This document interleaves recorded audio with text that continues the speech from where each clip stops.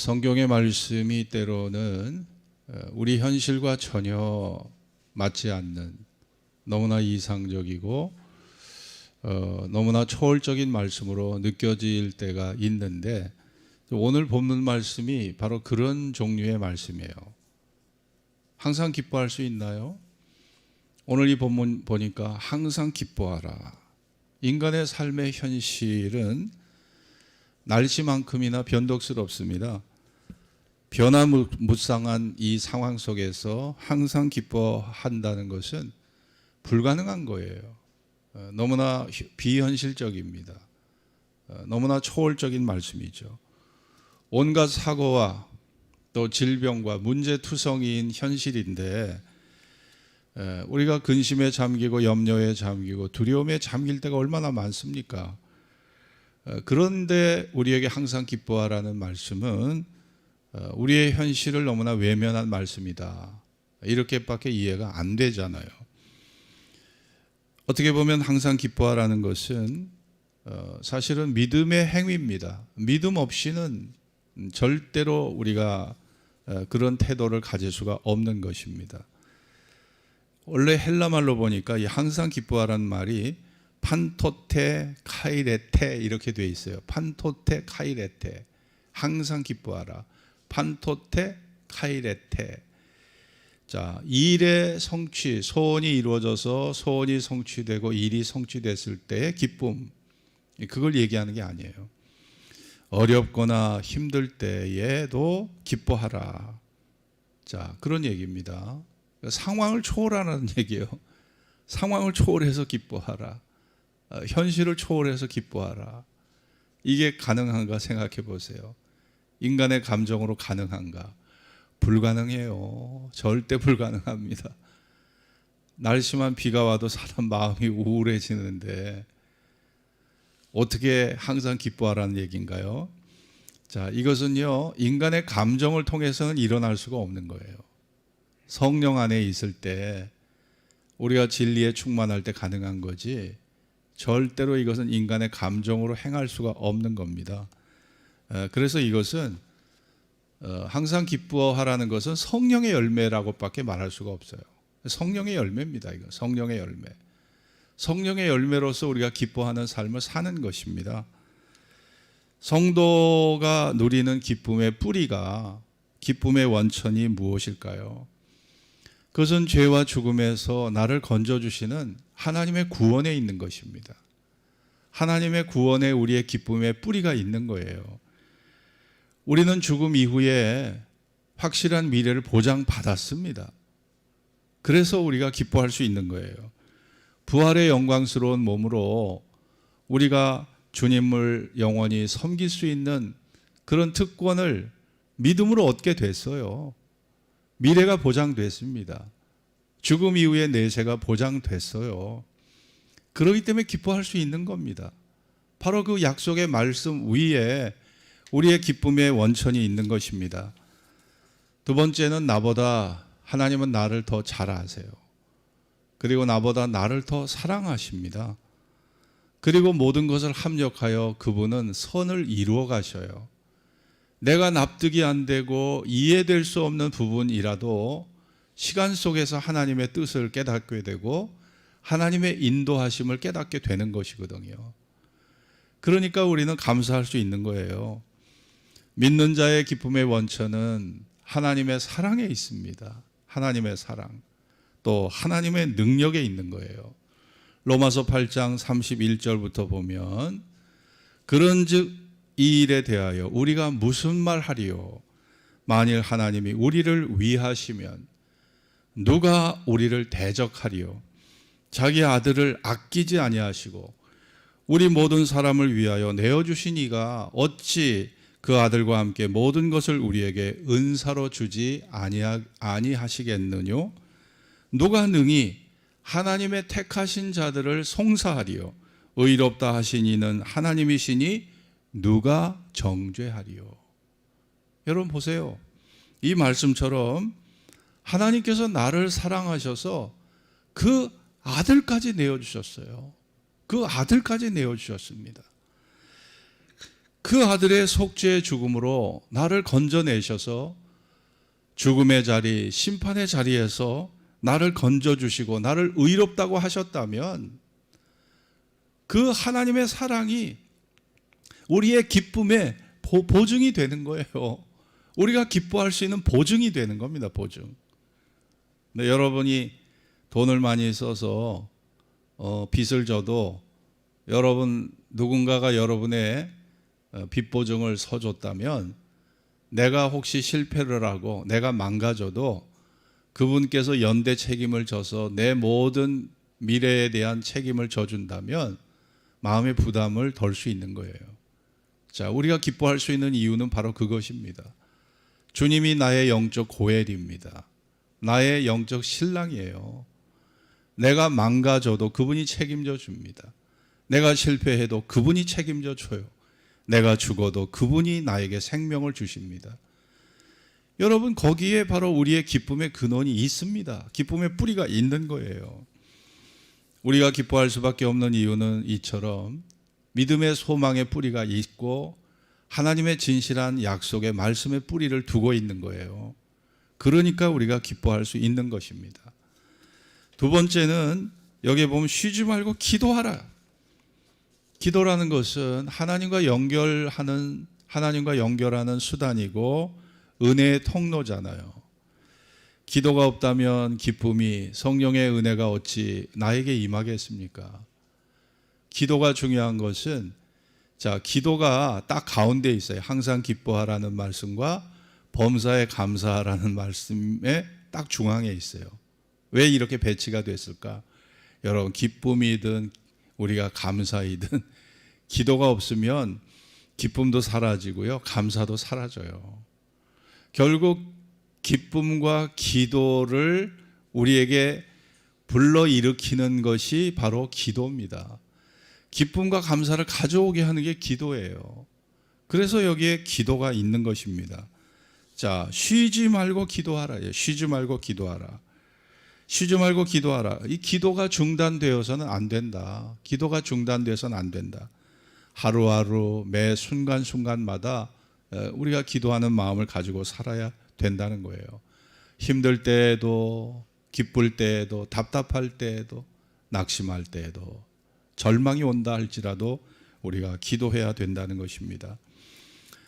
에베소 6장 18절에 보면 모든 기도와 간구로 하되 무시로 성령 안에서 기도하고 이를 위하여 깨어 구하기를 항상 힘쓰며 여러 성도들을 위하여 구하라고 그랬어요. 무시로라는 게 뭘까요? 시간을 초월해서 항상 시간에 구애받지 말고 항상 기도하라. 자든 깨든 기도하라는 거예요. 누가복음 18장 1절에 보면 항상 기도하고 낭망하지 말아야 될 것을 주님께서 비유로 말씀하시면서 불의한 재판장의 비유를 하셨거든요. 자, 항상 기도하고 낭망하지 마라. 자, 기도의 가장 큰 적이 뭐냐? 낙심하는 거예요. 목사도 기도하는 바가 있는데 이게 이루어지지 않으니까 저에게도 낙심이 탁 오더라고요. 이 낙심이 오니까요, 기도하고 싶지가 않아요. 기도의 의욕이 탁 꺾여버리더라고요. 저 놀라웠어요. 이 낙심이라는 게 이렇게 무섭더라고요. 이 낙심을 하면은요, 기도가 탁 막혀요. 기도하고 싶지가 않아요. 기도 의욕이 꺾여버리고 기도 시간이 자꾸 줄어버리고 아예 기도할 생각을 안 해요. 그러니까 정말 우리가 이 낭망하는 게 되게 위험한 거예요. 우리가 기도하지 않으면 기쁨도 없어요. 감사도 없어지고 믿음도 사라집니다. 이 낙심이 그렇게 위험한 거예요. 그러니까 기도하면서 우리가 낙심하지 말아야 된다. 항상 기도하고 낙심하지 말자. 자, 우리가 하나님의 때가 있어요. 아이들이 부모에게 요구한다고 그래서 부모가 다 그걸 들어주면 아이 망치는 거예요. 아이 망칩니다. 아이들은 분별력이 없어요. 자기 욕망만 생각하지 이게 나에게 유익한 건지 해로운 건지 아이들은 몰라요. 근데 우리가 꼭 철부지 아이들처럼 이게 내 영혼에 유익한 건지 내 믿음 생활에 유익한 건지 해로운 건지도 모르고 달라고만 해요. 우리가 철부지 아이들과 똑같아요, 보면은. 그런데 하나님이 판단하셔서 야, 너 이거 내가 이 소원 너 들어주면 너 망한다. 너 시험에 들어. 네가 욕망의 포로가 되는데 내가 이 기도 내가 들어주면 너는 구원 못 받아. 여러분, 하나님께서 그런 생각을 하실 때 어찌 그 기도가 응답이 되겠냐고요. 그러니까 우리는 최선을 다해서 기도하고 결과는 하나님께 맡겨야 돼요. 우리는 철부지 어린아이와 같습니다. 하나님, 내가 혹시 잘못된 기도를 드리고 있고 내 영혼에 해가 되는 기도를 드리고 있고 내가 구원을 받는 구원의 길에서 해가 되는 기도를 내가 하고 있다면 하나님, 그 기도 하나님 응답하지 않으셔도 됩니다. 하나님은 저보다 더 저를 잘 아시니까 하나님, 나는 합력하여 선을 이루어 주실 것을 믿습니다. 여러분이 그런 기도에 대한 이해를 갖고 계셔야 돼요.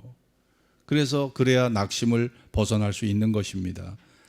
로마서 12장 12절에 보면 소망 중에 즐거워하며 환난 중에 참으며 기도에 항상 힘쓰며. 기도에 항상 힘쓰라. 기도라는 것은 자동으로 되는 게 아닙니다. 기도는요, 자동이 아니에요. 노력해야 돼요. 의식해야 돼요. 기도하려고 노력하고 의식하고 의지적으로 굉장히 집중을 해야 돼요. 그러지 않고 기도가 안 나와요. 기도가 안 나옵니다. 기도가 그렇게 쉬운 게 아니에요. 전 평생을 기도하고 살았어요. 평생을 기도하고 살았습니다. 예수 믿는 순간부터 지금까지 기도하고 살았는데 기도가 결코 쉬운 일이 아닙니다. 쉬지 말고 기도하라는 것은 어떻게 보면 무엇일까요? 그것은 나의 약함을 인정하고 하나님을 인정하고 하나님을 의지하라는 겁니다.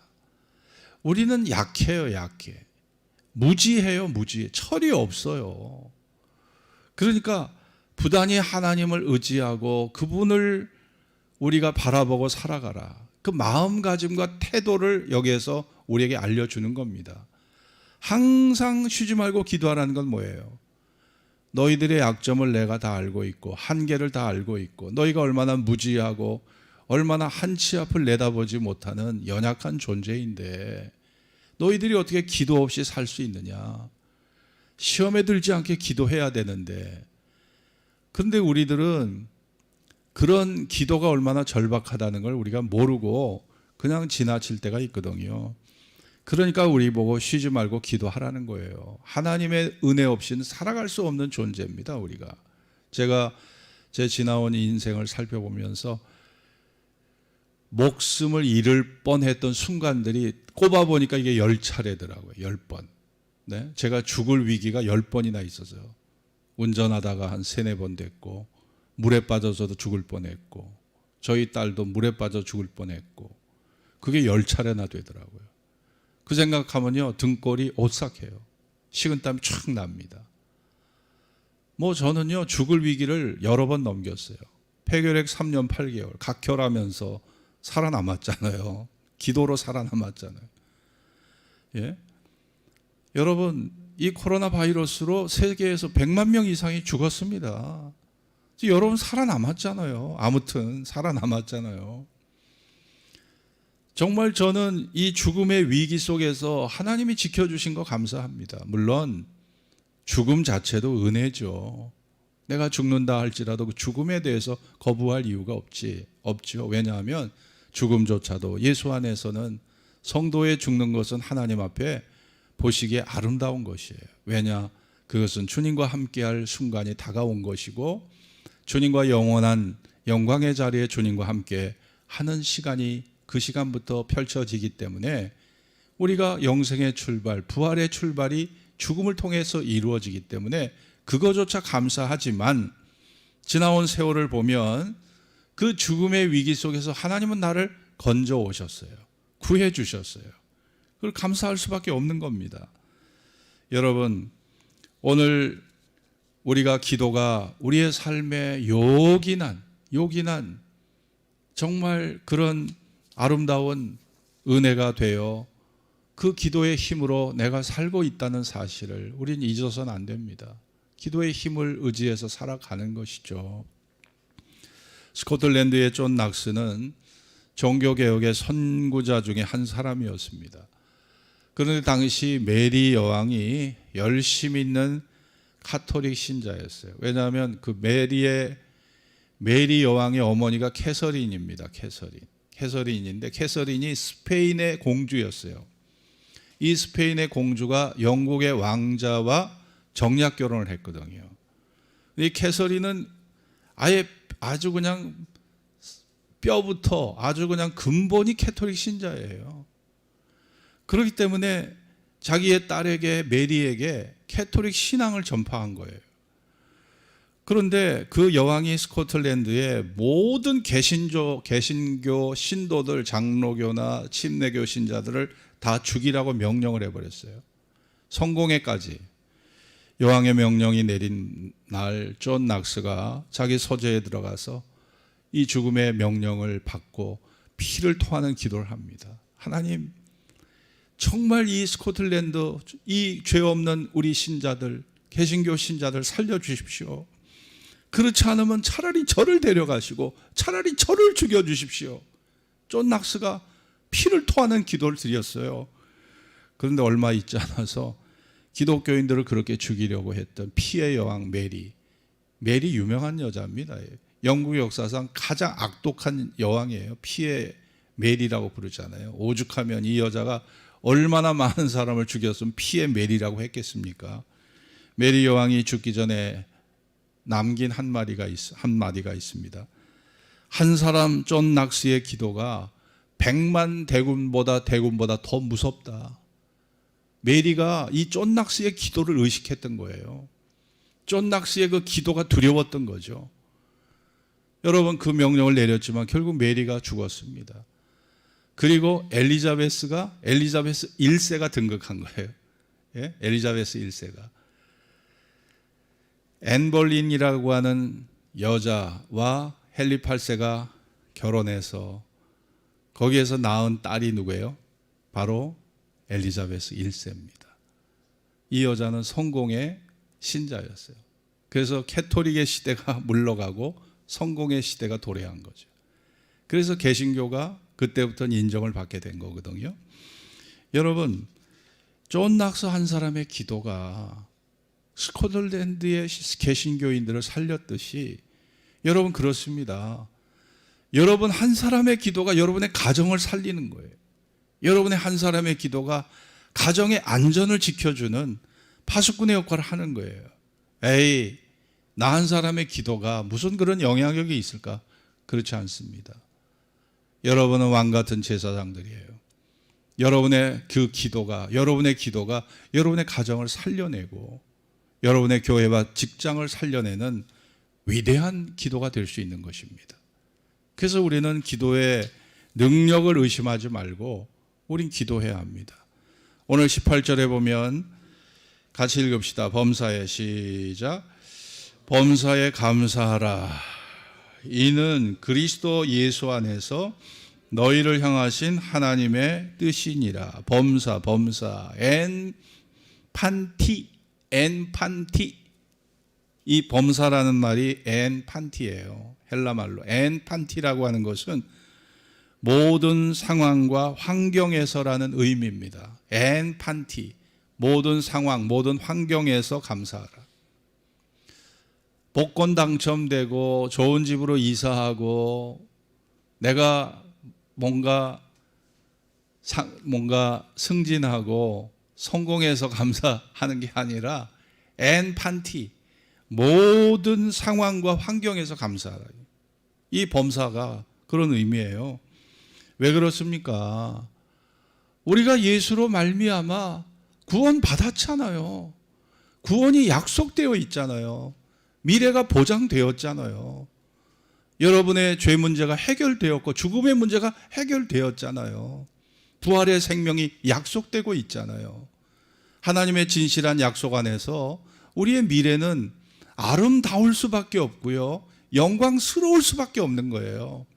우리가 그런 미래를 가지고 있기 때문에 우리가 하나님 앞에 감사하라는 겁니다.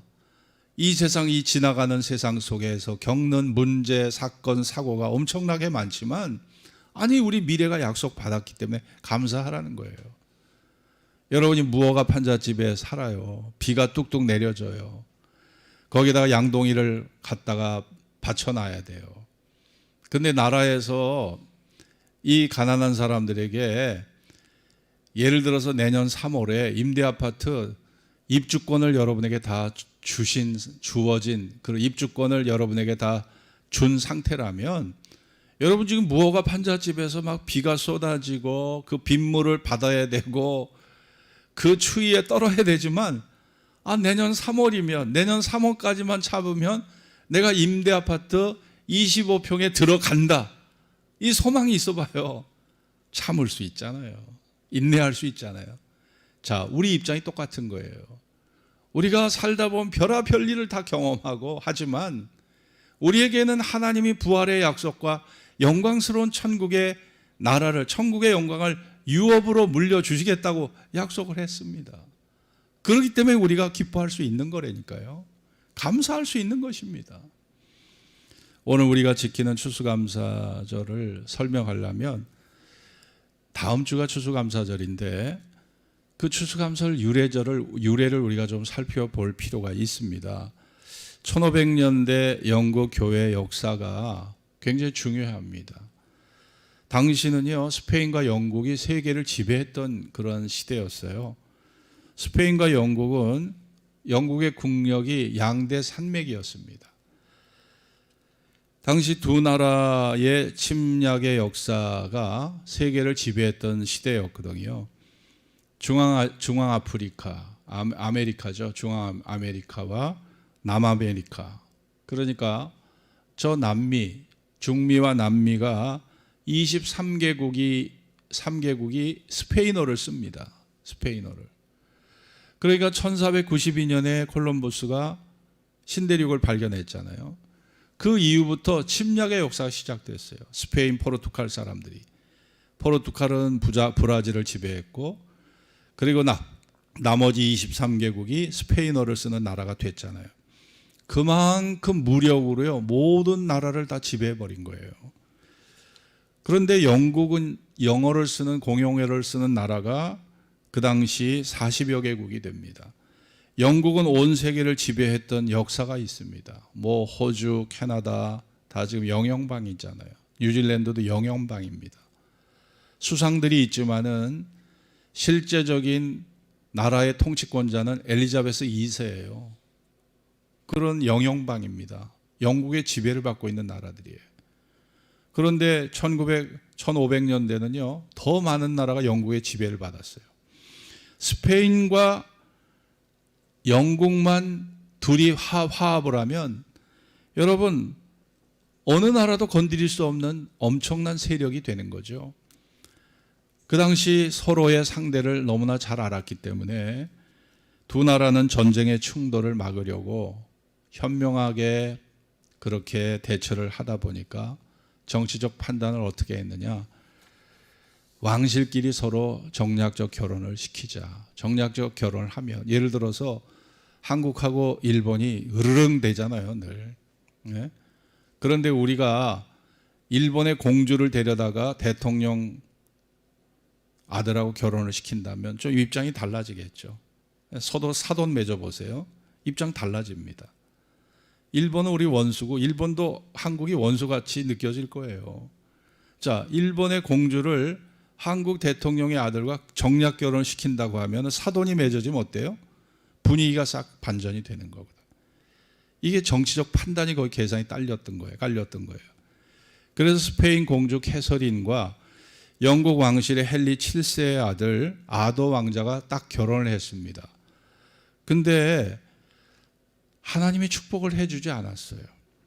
이 아더 왕자가 결혼한 지 6개월 만에 죽어버려요. 캐서린과 결혼을 하고 죽어버립니다. 그런데 이 아더의 동생이 누구냐면 헨리 8세입니다. 아더의 동생이 누구예요? 헨리 8세예요. 이 헨리 8세가 형수를 데리고 살았어요. 아니, 헨리 8세가 고엘 제도를 알았나? 계대 결혼을 알았나? 그래서 하나님의 뜻을 받들기 위해서 형수님과 동침을 한 것인가? 그건 아닙니다. 형수가 좋았던 거예요. 그래서 형수와 결혼을 한 건데 여기에서 6명의 자녀가 출생합니다. 6명의 자녀가 출생했는데 다 죽어버려. 다 죽어버리고 딸 하나만 딱 남는데 그 딸이 메리예요. 메리. 그 딸이 메리입니다. 그래서 나중에 헨리 8세가 딱 죽었을 때 메리가 여왕이 되는 거예요.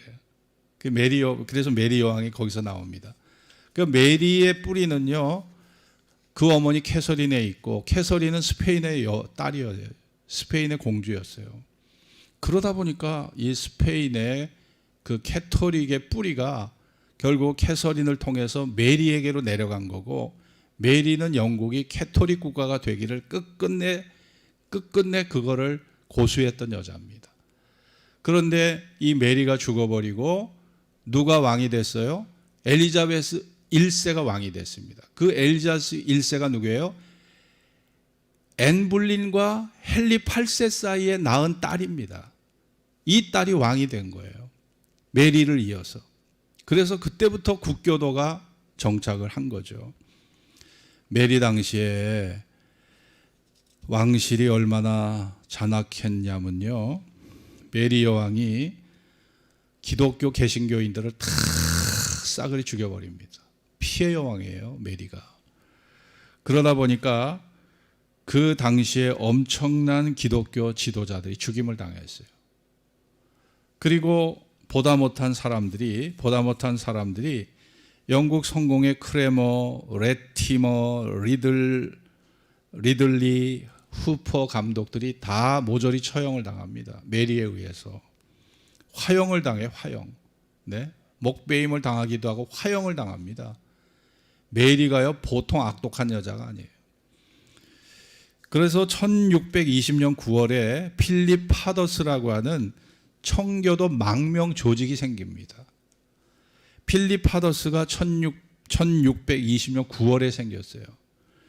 이것이 생기면서 역사적인 기록에 좀 차이는 있지만은 이 망명 조직에 의해서 메이플라워라고 하는 그 배를 타고 그 당시 신대륙을 향해서 신앙의 자유를 찾아서 남자 78명과 여자 24명 도합 102명이 메이플라워를 타고 대서양을 건너게 되는 거예요. 네? 그러면서 대서양을 건너게 됩니다. 어디로 갈지도 모르게 처음 첫 항해를 하는 건데 다행스럽게 매사추세츠 주의 플리머스라고 하는 곳에 이 배가 도착을 합니다. 영국을 떠난 지 2개월이 넘은 시점이었어요. 그리고 곧 겨울 추위가 다가오면서 그 102명 중에 3분의 1이 추위와 굶주림 속에 죽어버립니다. 3분의 1이 죽어버려요. 102명 중에 3분의 1이 죽어요. 40여 명이 죽은 거예요. 40여 명이. 그 이듬해 1621년 봄이 됐을 때 친절한 인디언을 만나서 그들의 도움으로 옥수수와 완두콩, 밀, 보리의 종자를 받게 됩니다. 이 종자 씨를 받게 돼요. 그 종자 씨를 파종해서 그 가을에 첫 곡식을 거둡니다. 그러니 보세요. 얼마나 감격스럽겠습니까? 여러분, 102명 중에 40여 명이 죽었어요. 나머지 그 60여 명이 정말 이렇게 인디안의 도움을 받아서 곡식을 거두고 너무나 하나님의 은혜에 감사해서 통나무 집에서 예배당을 지어놓고 추수한 곡식을 가지고 하나님 앞에 감사 예배를 드립니다. 이게 추수감사절의 유래예요, 유래. 이 추수감사절 유래입니다. 인디언을 초청해서 옥수수와 곡식들을 가지고 그리고 야생 칠면조 고기를 잡아서 요리를 해서 그렇게 팬케이크를 구워가지고 같이 어울려서 먹었어요. 자, 이게 바로 추수감사절의 유래입니다. 1623년 식민지 당시 행정관이었던 윌리엄 브래드포드라고 하는 사람이 추수감사절을 공식 선언했고 독립전쟁 이후 1789년에 미국 초대 대통령 조지 워싱턴 대통령이 국가 기념일로 바로 추수감사절을 선포합니다. 그래서 이게 정착이 됐어요. 근데 추수감사절이 주마다 달랐어요. 어떤 주는 11월 첫째 주, 어떤 주는 둘째 주, 어떤 주는 셋째 주, 주마다 다르다 보니까 미국 16대 대통령 에이브러햄 링컨에 의해서 추수감사절을 매년 11월 마지막 목요일로 통일을 시켜버린 거예요. 이게 그러면서 이제 그게 추수감사절이 정착이 됐는데, 여러분 생각을 해보세요. 남미와 북미의 차이가 있습니다. 남미 사람들은요 스페인과 포르투갈의 지배를 받았잖아요. 근데 이 스페인 포르투갈 사람들은요 신앙을 전파하기 위해서 신앙의 자유를 찾아간 게 아닙니다. 신대륙에 금광이 있고요, 많은 지하자원이 거기에서 쏟아져 나온다는 것을 알고 사실은요 그 지하자원을 찾아 자원을 수탈하기 위해서 포르투갈과 스페인 사람들이 남미로 달려간 거예요. 북미 사람들은요 메리 여왕의 핍박을 피해서 자유를 찾기 위해서 간 사람들입니다. 여러분 첫 단추가 달라요. 남미와 북미가 첫 단추가 다릅니다. 왜 하나님이 북아메리카 사람들을 부하게 하시고 왜 강성하게 하시고 세계 제1의 강력한 군사, 경제, 정치 국가를 만들어 주셨는가? 우연이 아닙니다. 우연이 아닌 거예요. 하나님의 뜻대로 살려고, 성경의 말씀대로 살려고 찾아갔던 그들의 미래를 하나님 축복해 주신 거죠. 그러나 남미는 그렇지가 않았어요. 금강을 위해서, 지하자원을 수탈하기 위해서 달려갔던 그 길은요 끊임없는 탐욕의 땅이 돼버린 거예요. 남미는 역시 그렇습니다. 지금도 남미는 여전히 그런 거죠. 여러분 그렇습니다. 우리 하나님께서 정말 우리가 마음에 감사를 품고 사느냐, 믿음을 품고 사느냐, 아니면 정말 탐욕을 품고 살면서 탐욕의 열매를 맺으려고 사는 것이냐, 우리가 살면서 그 삶의 동기라는 게 이렇게 중요합니다. 삶의 동기가 중요한 거예요. 여러분의 마음속에 어떤 동기를 품고 있느냐, 그거 중요하지 않겠습니까? 여러분이 어떻게든지 돈을 모아서 내가 성공해서 잘 살아봐야지, 내가 남부럽지 않게 떵떵거리며 잘 살아야지, 여러분이 그런 것이 신앙의 동기가 된다면 어려움이 오면은요 하나님까지 버릴 수 있게 되는 거예요. 그러나 하나님, 내가 부족하지만 나를 향하신 하나님의 뜻을 저는 이루고 싶어요. 부족하지만 저는 섬김의 삶을 살고 싶어요. 부족하지만 진리를 배우고 믿음 안에서 내일의 구원의 소망을 향해 살고 싶어요. 여러분이 그런 믿음을 갖고 산다면 하나님은 여러분의 미래를 축복해 주실 거예요. 그래서 우리의 인생의 첫 단추, 마음의 동기가 무엇이냐? 중요합니다. 그것이 북아메리카와 남아메리카의 역사가 우리에게 증명해 주는 것이고, 그것을 우린 역사적 교훈으로 받아야 한다고 생각합니다. 미국 뉴욕의 한 재활병원과 한국의 실로암 안과병원에 붙어 있는 어느 환자의 기도문이 있어요. 그 기도문이 참 은혜스럽더라고요. 큰 일을 이루기 위해 힘을 달라고 하나님께 기도했더니 겸손을 배우라고 연약함을 주셨습니다. 많은 일을 하려고 건강을 구했더니 보다 가치 있는 일을 하라고 내게 병을 주셨습니다. 행복해지고 싶어 부유함을 구했더니 지혜로워지라고 나에게 가난을 주셨습니다. 세상 사람들의 칭찬을 받고자 성공을 구했더니 뽐내지 말라고 실패를 주셨습니다. 풍요로운 삶을 살 수 있도록 모든 것을 달라고 기도했더니 모든 것 누릴 수 있는 삶 그 자체를 내게 선물로 주셨습니다. 구한 것 하나도 주시지 않은 줄 알았는데 내 소원 모두 들어주셨습니다. 하나님 뜻을 따르지 못한 삶이었지만 미처 표현 못한 기도까지 모두 들어주셨습니다. 나는 가장 많은 축복을 받은 사람입니다. 여러분, 이 기도 맞습니까? 이 기도 여러분 동의하시나요? 여러분, 감사가 무엇일까요? 감사는 무엇을 받아서 시작되는 게 아니에요. 감사는요, 내가 받은 은혜를 깨닫는 데서부터 시작하는 게 감사입니다. 무엇을 받아서, 기도 응답을 받아서, 병 고침을 받아서 시작하는 게 감사가 아니라니까요. 내가 받은 은혜를 깨닫는 데서부터 감사는 시작이 되는 것입니다. 성령의 도우심이 아니면 기뻐할 수 없어요. 성령의 도우심이 아니면 감사할 수도 없는 거예요. 내 감정, 내 의식으로 우리가 무슨 감사를 하나님께 할 수 있겠습니까? 없는 것입니다. 시편 50편 23절에 보면 감사로 제사를 드리는 자가 나를 영화롭게 하나니 그 행위를 옳게 하는 자에게 내가 하나님의 구원을 보이리라고 말씀하고 있습니다. 하나님께서 감사의 제사를 드리는 자에게 하나님께서 당신의 구원을 보여주시겠다고 말씀하고 있어요.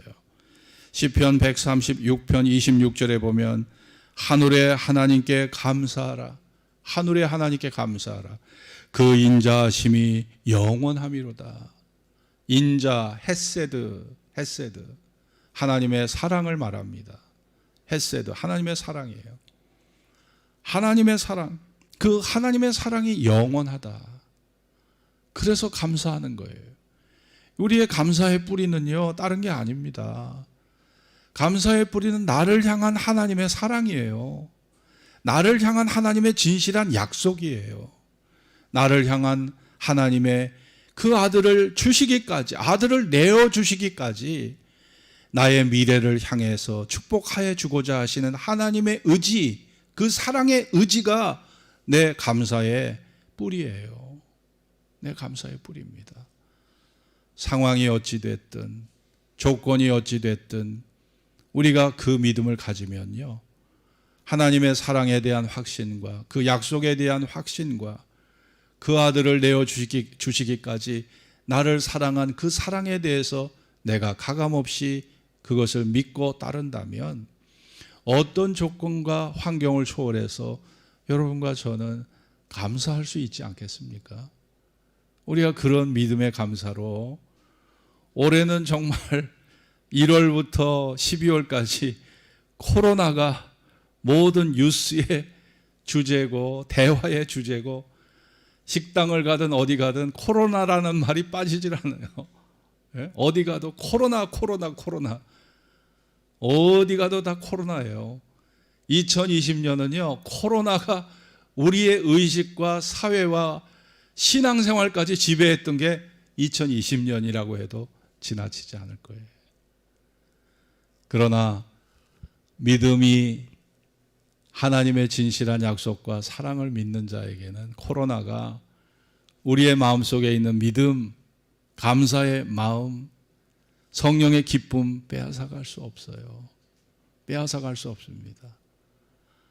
여러분, 믿음의 힘, 말씀의 힘은요, 코로나보다 더 강력한 거예요.